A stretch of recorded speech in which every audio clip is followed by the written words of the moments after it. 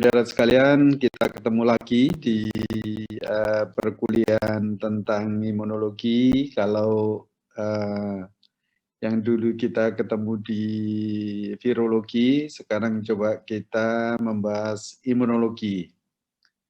Jadi sebenarnya kenapa penyakit virus itu lebih mengarah ke perbaikan sistem imun daripada bakteriologi kira-kira, atau daripada parasitologi, ya. And then finish? Huh? Finish. Already? Yeah. Just finish? Yeah. It's okay. Dan juga di virus itu memang tidak ada obatnya. Jadi oleh karena itu virus itu sering banyak menggunakan prevensinya adalah dengan cara vaksinasi, ya. Itulah penyakit yang ada di dunia ini. Tentu kalau bakteri banyak atau bisa diobati atau diterapi dengan obat-obat antibiotik misalnya gitu ya. Parasit juga demikian, tetapi virus itu adalah sangat sulit karena hidupnya memang subseluler sehingga sangat sulit untuk dieliminasi, ya. Itulah prinsip utama bahwa imunologi harus jalan di kedokteran hewan itu, ya, dengan baik. Dengan dasar imunologi ini kalian tentu bisa memahami bagaimana pencegahan penyakit virus kira-kira, ya. Secara umum baik di sifatnya zoonosis, baik yang hanya menyerang pada ternak, ya, atau unggas. Nah, baik, hari ini kita akan membahas asal-usul sebenarnya, ya, asal-usul respon imun, seluler, dan humoral, serta regulasinya seperti apa, ya. Itulah bahasan awal yang sangat basic. Nanti kalau kalian tentu memahami, maka bisa saja kalian bisa mengikuti dengan baik, ya.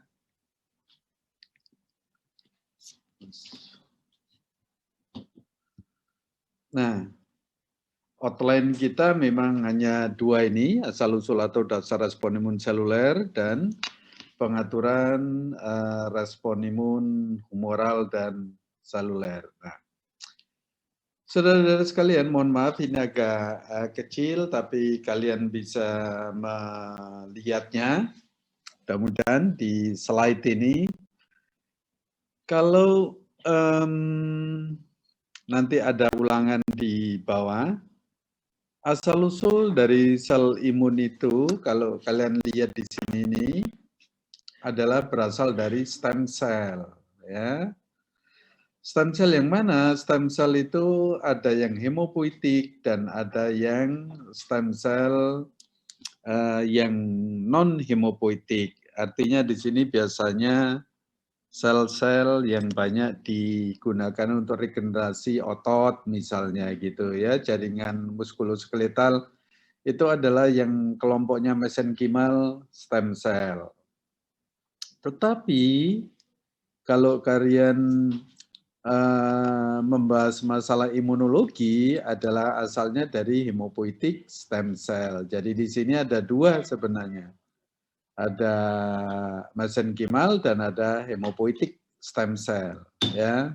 Nah, lalu kemudian hemopoietik ini akan menjadi apa? Ada dua jalur di sini, ya. Pertama adalah bisa menjadi limfoid, ya, lymphoid cell di sini. Oh sorry, ya, lymphoid cell, ya, yang kemudian berkembang atau diferensiasi menjadi limfosit B, NK sel, NK T sel, ya, kemudian sel T limfosit, ya. Ini khusus yang lymphoid stem cell, ya, atau satunya disebut dengan myeloid stem cell. Nah, myeloid stem cell ini Ini yang akan menjadi innate immunity yang bawah ini. Ya, termasuk makrofag, eosinofil, basofil, mast cell itu adalah kelompok mieloid. Dan juga ada satu yang istimewa di atas ini adalah follicle cell T lymphoid ya. Di sini dendritic cell ini bisa menjadi plasmacytoid atau dendritic cell atau menjadi dendritic cell gitu ya, atau menjadi makrofag. Nah, kalau makrofag jelas berasal dari monocyte. Monocyte ini kalau masuk ke jaringan jadi dendritic cell atau makrofag cell atau makrofag ya. Begitu juga pada prekursor FLT3 ini, dendritic cell ini bisa plasmacytoid atau bisa dendritic cell gitu. Ya. Ini adalah termasuk yang innate immunity. Innate immunity itu adalah kekebalan yang non spesifik. Jadi sifat sel ini tidak spesifik. Apapun yang masuk di dalam tubuh penyakit itu maka akan difagosit oleh sel-sel ini. Yang nantinya tentu diekspresikan ke sel limfoid di sini. Ya. Nah, sementara yang limfoid ini adalah sel-sel yang sifatnya spesifik. Kalau yang masuk misalnya ND virus, maka antibodi yang ditimbulkan ini adalah antibodi anti-ND. Kalau yang masuk ini misalnya COVID-19, maka yang di sini antibodinya adalah anti-COVID. Gitu, itu namanya spesifik. Tetapi kalau mieloid ini tidak spesifik, siapa yang masuk ya disikat, difagosit gitu aja, enggak peduli. Ya. Parasit, bakteri, virus, dan sebagainya. Tapi yang limfosit ini yang lebih spesifik. Ya. ND ya antibodinya anti-ND gitu. IB ya antibodinya anti-IB gitu. Ya. AI ya anti-AI gitu ya. Itulah asal-usul dari sistem imun yang asalnya memang sel imun itu dari stem cell. Ya, makanya kalian harus bisa membiarkan stem cell. Memang itu ranah kita juga gitu ya. Jadi di sini memang sifatnya apa di sini? Bisa sifatnya pluripoten. Lalu berkembang menjadi multipoten, lalu berkembang lagi menjadi unipoten. Ya, bisa saja terjadi seperti itu. Ya. Good. Nah, sebagai salah satu contoh di sini kita lihat fungsi dari SARS-CoV-2 di sini spesifik imun memory ya. Bagaimana kira-kira terbentuk dan tetap ada sebenarnya setelah terinfeksi misalnya. Ya. Baik itu berat maupun ringan. Jika ada sel SARS-CoV-2 menginfeksi di sini, tentu di sini memerlukan waktu. Masa inkubasinya sekitar 14 harian, tetapi ingat bahwa pada saat replikasi mungkin 3 hari, 5 hari, peaknya di situ lalu turun, bisa saja terjadi. Pada saat terjadi peaknya virus tumbuh, di sini juga ada namanya antibodi terbentuk. Jadi semakin antibodi terbentuk, peaknya begitu, semakin turun virusnya. Nah tentu setelah terinfeksi ini ada namanya memori sel imun. Apa sebenarnya memori sel imun itu? Sel yang pernah mengakomodir infeksi dari virus itu sendiri, lalu kemudian membentuk memori efektor sel atau memori. Jika ada infeksi berulang, maka memori inilah yang bertanggung jawab. Ya, bisa 1 bulan terjadi, bisa 3 bulan. Nah itu gambarannya itu. Lalu apa yang terjadi ketika terjadi awal-awal itu? Infeksi virus tentu adanya plasma cell derived immunoglobulin antibody di sini. Ya, kemudian ada namanya memori sel B, ya, kemudian ada memori CD4 sel T, dan ada memori CD8 sel T. Ya. Nah, disinilah sebenarnya peranan dari sel-sel imun itu. Ketika di sini terinfeksi, ya awal-awal terinfeksi tentu akan membentuk antibodi yang mempunyai memori sel B. Nah, memori sel B di sini selain itu juga menginduksi sel T, sel mediated respon imun di sini. Bentuknya memori yang berupa CD4+, ya. Dan selanjutnya sel-sel T tersebut mengsekresikan sitokain, ya, antiviral innate response di sini ini, ya. Jadi di sini jelas bahwa kapan terjadinya suatu memori CD4 yang cukup sebenarnya, ya, berapa lama kira-kira? Itu proses ada attachment, ada apa itu pembentukan antibodi, ada memori CD4 dan memori CD8. Ya, nah ini juga demikian.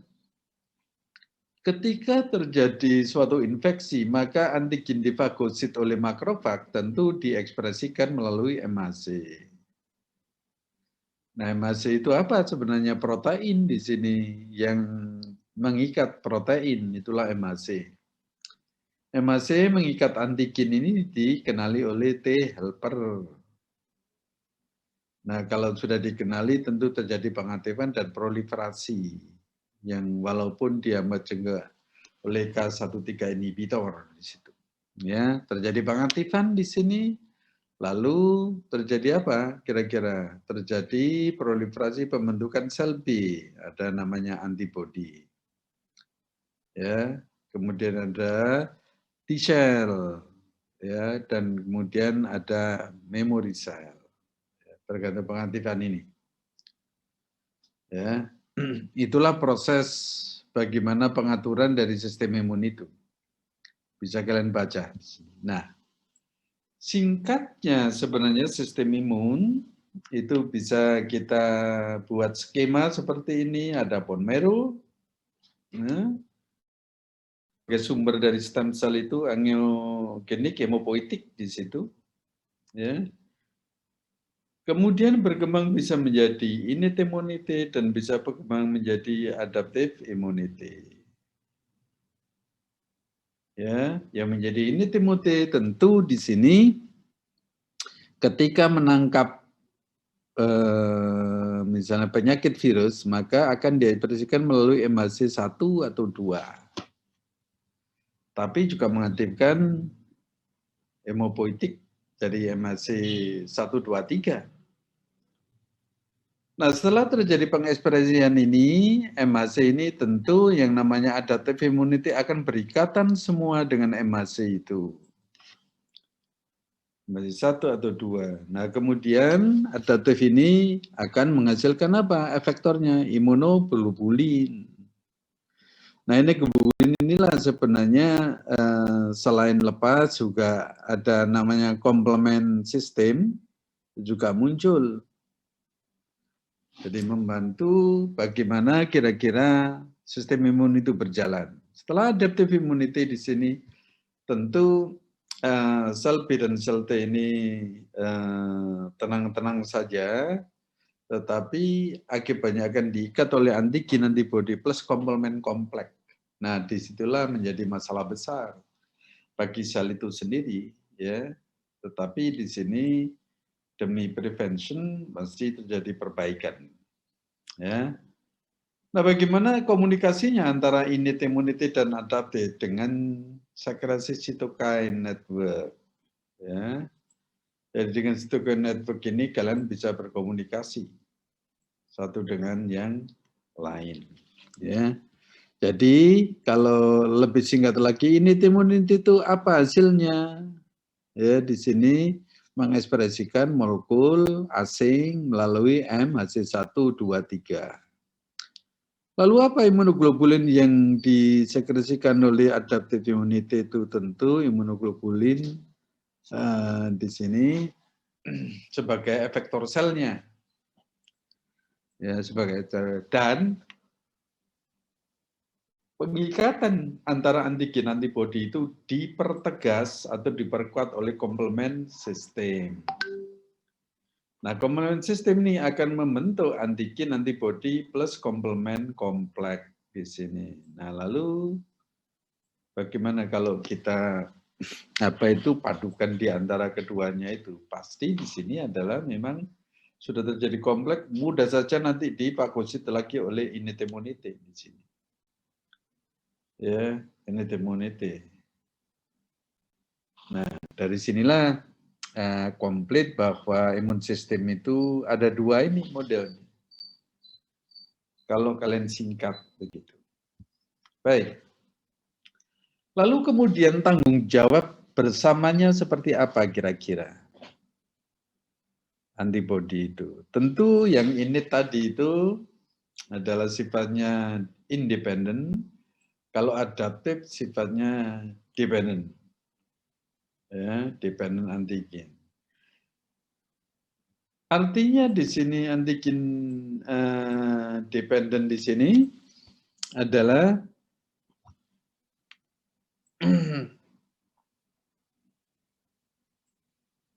artinya di sini adalah independen, tidak ketergantungan dari zat lain. Antigen independen di sini artinya sel-sel imun di sini yang ini yang melakukan fagositosis gitu. Yang sifatnya independen. Tapi kalau adaptif adalah sifatnya dependen. Kenapa kira-kira di sini? Karena proses dari ekspresi antigen itu biasanya lamban dan kemudian banyak begitu ya, cepat begitu. Dan ini adalah sel T dan sel B, selalu menghasilkan respon imun. Ya. Kalau sifatnya adalah mediate di sini sangat cepat, kalau di sini sangat lama sekali.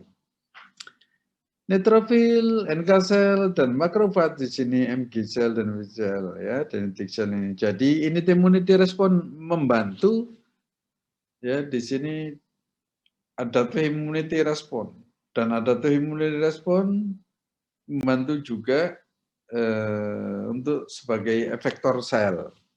Efektor sel. Jadi yang penting di sini adalah komunikasi di antara pengelompokan ini dan adaptif ini. Sebelum ini kalian kuasai pasti kesulitan. Ya. Harus dikuasai kerjasamanya seperti apa. Karena di sini independen, maka cepat sekali dalam 1 jam sudah banyak sekali itu. Ya. Yang bila kita eksplor masih ditemukan banyak stem cell-nya itu. Nah, kalau adaptif memang slower. Lamban memang di sini. Tapi ketergantungan antigennya apa sih gitu kan. Kalau antigennya tidak tahu ya enggak bisa di sini. Ini immunity merespon bantuan dan bentuk adaptive immunity. Ya, adaptive immunity respon using machinery dari innate immunity effector cell. Ya. Nah, ini gambaran dari vektor sel seperti apa. Nah, jika kita lihat di sini, kalau kita melihat respon imunnya sendiri, kita bagi respon imun humoral sama yang mediated di situ. Pertama, jika ada tubuh yang terekspos dari antigen, maka akan ditangkap oleh makrofag. Makrofag akan menjadi apa? Antigen presenting cell. Kenapa? Karena dia yang menyajikan, dianggap yang punya anak, katakanlah begitu ya. Dia mengaktifkan membrannya untuk ditawarkan begitu. Nah, kemudian dilakukan suatu stimulus membentuk helper T cell. Nah, helper T cell ini bisa ke B cell dan bisa ke sel. Ya. Lalu kemudian apa helper yang terjadi di sini adalah memory helper cell. Ini juga demikian, saling terpantau, terstimulasi di sini. Nah, bagaimana kira-kira ketika memori dari sel T-nya sendiri, memori sel T biasanya stimulus atau sebenarnya di perantara adanya suatu stimulus antigen second exposure di sini, kemudian microlith ya, memori sel beta di sini. Ya. Hal ini sebenarnya suatu proses seluler yang membuat ikatan antigen, antibodi tentu membuat target fagosit menjadi tidak masalah. Ya. Baik. Nah, bagaimana sekarang proliferasinya dan diferensiasinya? Sel tadi itu yang berasal dari bone marrow itu adalah sel punca di sini atau stem cell yang sifatnya adalah memang pluripoten kemungkinan di sini.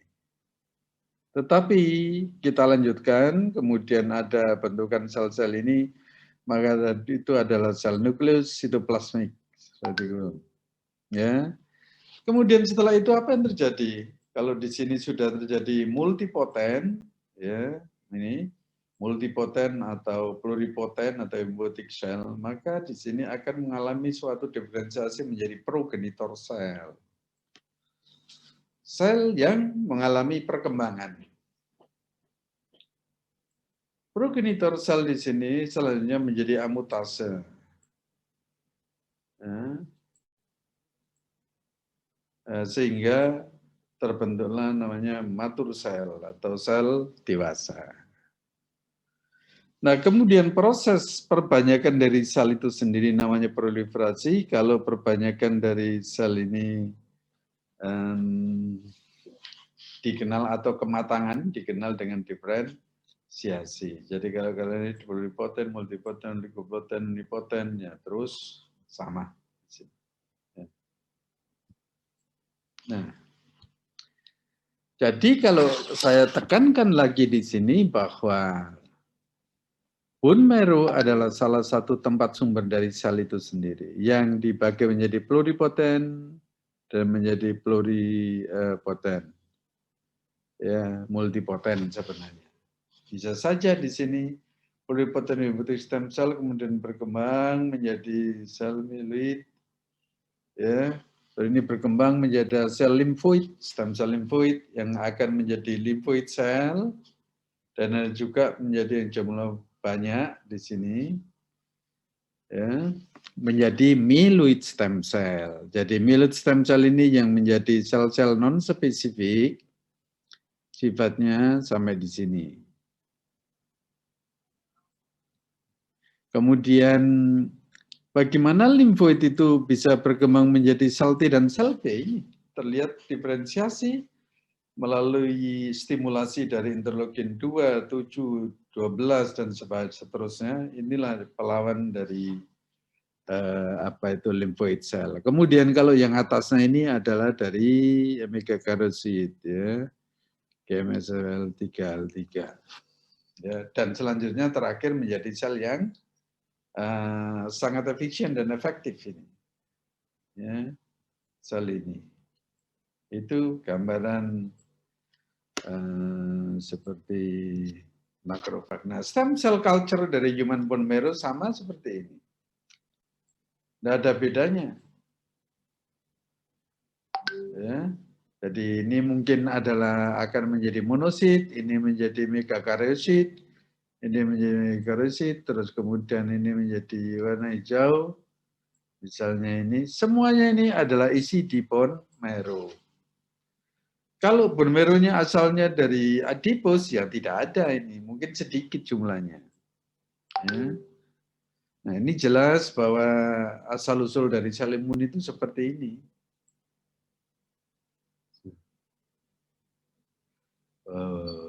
Oke.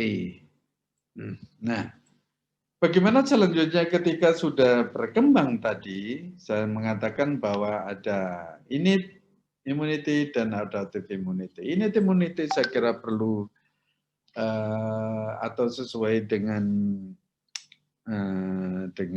sel-sel makrofag itu, ya. dan biasanya terletak pada sel-sel endotel baru di sini. Ya. Lalu responnya di sini 0 sampai 12 jam. Komplement ada NK sel dan lytic sel. Fagosit.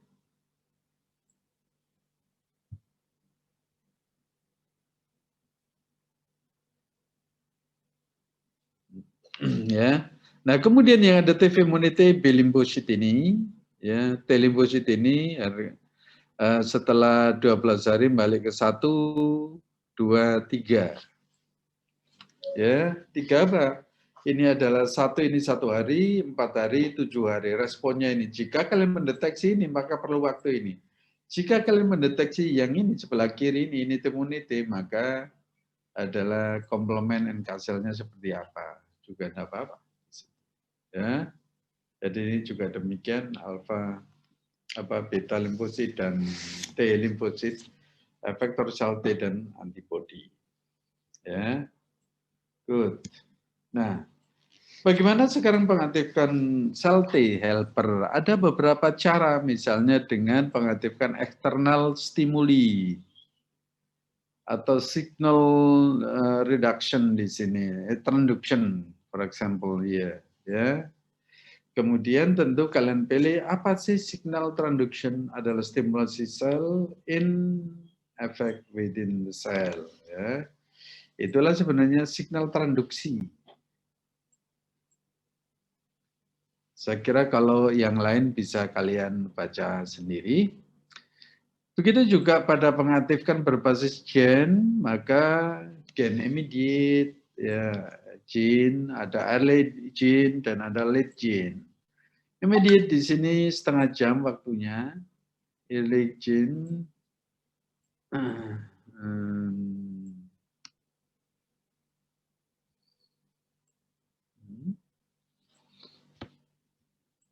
ya. Jadi di sini ada namanya, ada immediate gene itu diekspresikan setengah jam setelah terjadi infeksi, ada early gene 1 sampai 2 jam dan late gene 2 jam. Ya, signalnya apa? Mungkin adalah B cell maybe become activated and divided dari sel itu sendiri.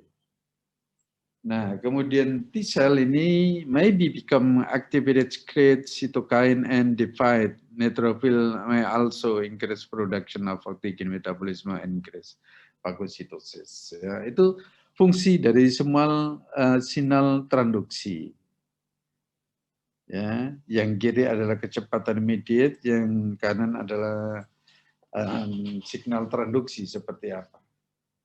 Ya.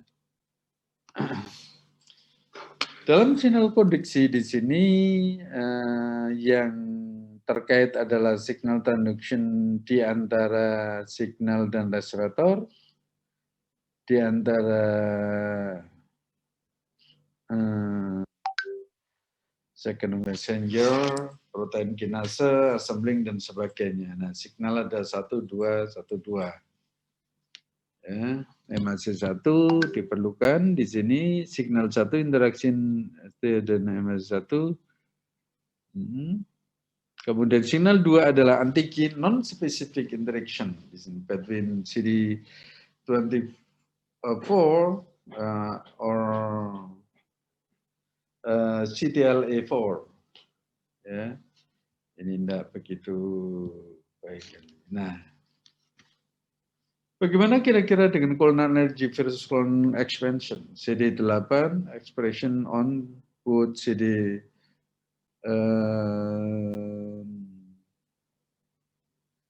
resting in activated T cell. Ya.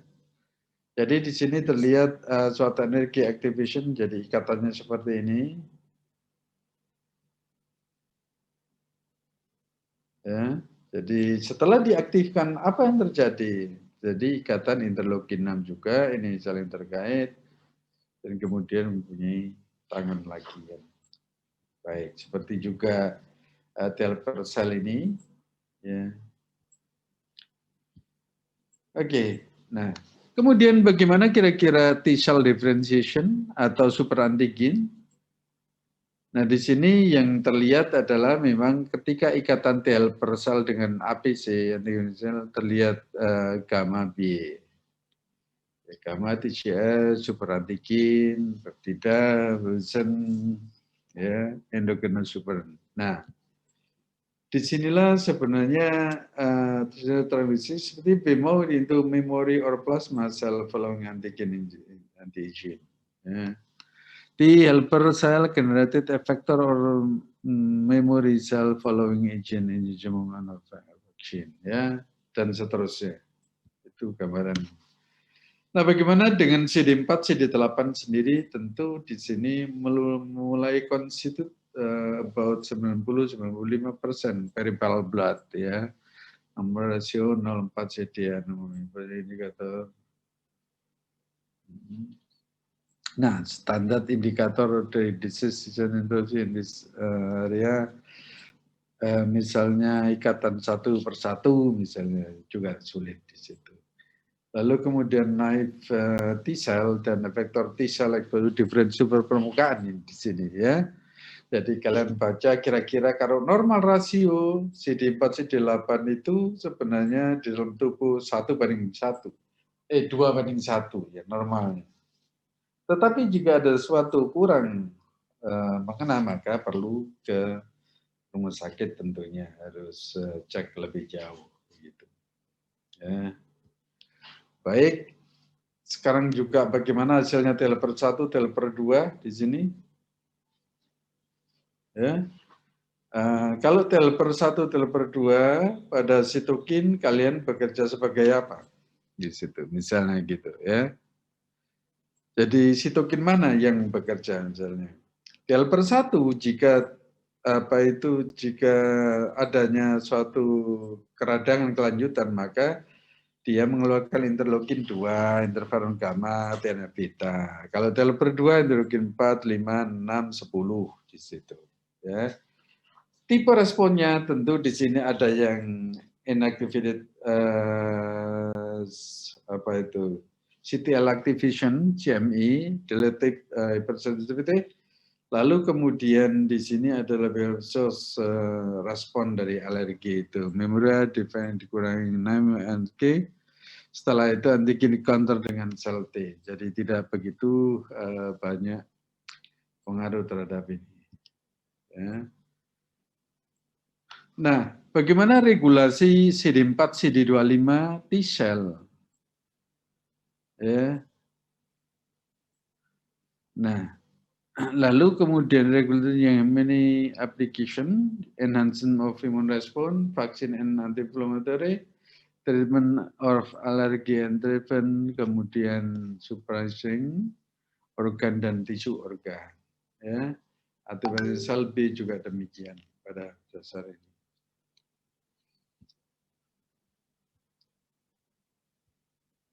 Nah, begitu juga respon imun sel T dependent di sini. Bakterium dependent +2, +3. Bakterial, kemudian helper cell jadi T cell. Ini juga demikian, ya. Saya kira kalau di sini kalian bisa melihat bagaimana kira-kira B cell ini mengaktifasi helper T dan kemudian interleukin 2 dengan sitokin yang lainnya. Maka akan membentuk memori ini sel, memori sel, dan secret antibody. Ya. Ini saya kira, nah ini adalah salah satu inflamasi.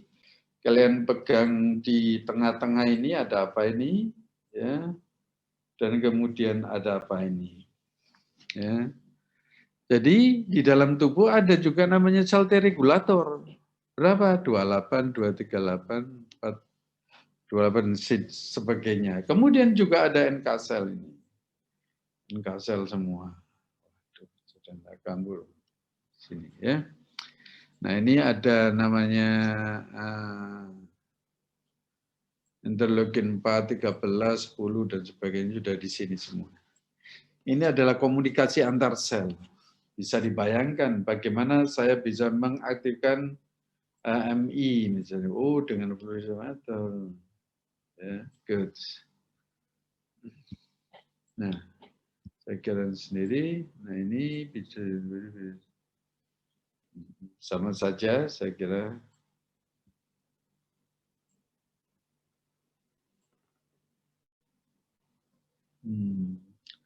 Nah, kemudian bagaimana selection dan expansion of antigen specific T cell and B cell. Ini jika sudah terlesi tinggal satu bagian menurun ke bawah terus, itu ada satu jalur patogen yang mengenali antibiotik begitu. Mengenali apa itu antibody ya, antibody. Baik, jadi ini menjadi banyak begitu. Nah, ini sama dengan 8 anak 8. Iya. Sama ini sel limfosit, kemudian kita culture dengan BBMC, kemudian kita lihat ekspresinya di sini. Ya. Baik. Oke, begitu juga ini culture dari sel limfosit, terlihat banyak sekali. Ya. Dan ini stem cell yang diberi HIV, ya, jadi terlihat adanya. Dan ini memang ada sel yang apa itu yang telah diwarnai dengan VITC untuk melihat ekspresi dari CD4, CD8 dan CD14. Ya. Good. Itu kira-kira gambaran umumnya, dan di sini ada IC. Kalian bisa menjawab. Kalau sudah bisa menjawab ini, barangkali kalian sudah siap untuk ujian begitu, termasuk yang ini, karena kalian kelas yang reguler. Saya kira tugas ini kalian kerjakan sendiri untuk diri kalian menghadapi ujian UAS nantinya. Ya. Kalian bisa menjawab ini, ya bisa semua tentu, tidak complicated ya. Saya kira mungkin tuh Aladin untuk hari ini, ya.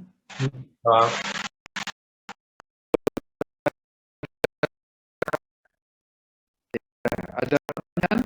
Atau ada yang bertanya? Kalau belum, nanti saya lihat dulu di aula apakah sudah ada atau sudah dilampirkan oleh Dr. Martia. Kalau belum akan saya kirim begitu ya. Nanti lihatin. Saya juga tanya Dr. Martia nanti. Oke. Saya kira mungkin itu barangkali untuk ini kita diskusi bersama sore, nggak ada yang ngantuk ini Aladin. Ya, good. Oke. Saya kiri pertemuan kali ini dan saya ucapkan terima kasih. Assalamualaikum warahmatullahi wabarakatuh.